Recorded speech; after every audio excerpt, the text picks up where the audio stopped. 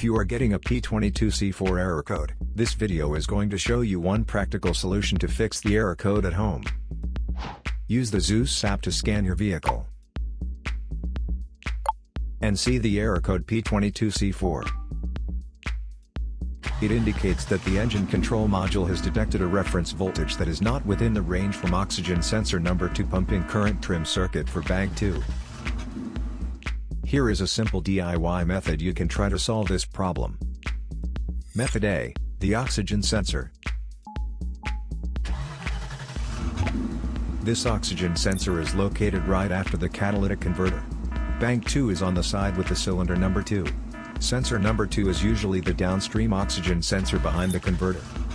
Visually check the oxygen sensor's electrical connections, wire harness, and metal tabs for any damages.